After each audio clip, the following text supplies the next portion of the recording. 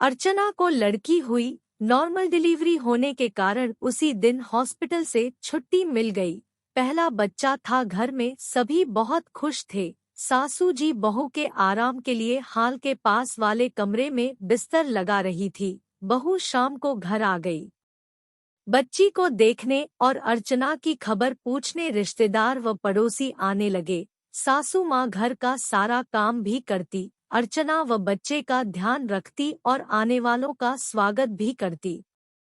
कहते हैं, सभी एक जैसे नहीं होते। सभी अपनी अपनी सलाह अर्चना की सास को देकर जाते। अर्चना को सब अंदर सुनाई देता था। उसी समय एक पड़ोसी की पत्नी आई और कहने लगी, देखो वैसे तो हम डिलीवरी में पूरा मेवा, गोंद, घी, काजू, बादाम, पिस्ता सब डालकर लड्डू बनाते हैं, पर अपनी लड़कियों के लिए अब बहू है और लड़की पैदा हुई है तो थोड़ा कम भी चल जाएगा। बादाम बहुत महंगे हैं, इसलिए 500 ग्राम के बदले 150 ग्राम ले लेना और वैसे ही सभी मेवा थोड़ा थोड़ा कम कर देना और लड्डू कम ना ने, इसके लिए गेहूं का आटा ज्यादा ले लेना। अर्चना की सास सब सुनती रही, अंदर अर्चना भी सब सुन रही थी। पड़ोसन चली गई। ससुर जी बोले, देखो मैं बाजार जा रहा हूँ, तुम मुझे लिखवा दो क्या लाना है, कोई चीज बाकी ना रहे। अर्चना की सास ने सामान लिखवाया।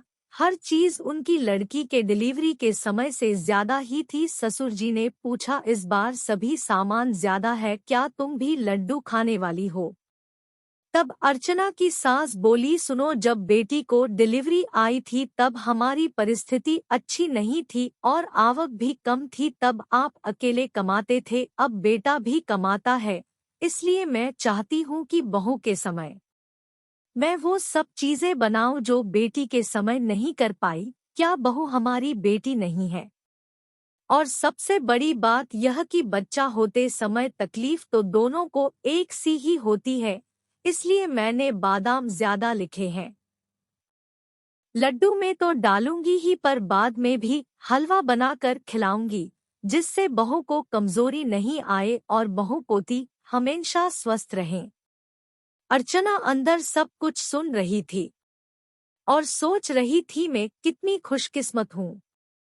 और थोड़ी देर बाद जब सासू जी रूम में आई तो अर्चना बोली, क्या मैं आपको मम्मी जी की जगह मम्मी कहूँ? बस फिर क्या?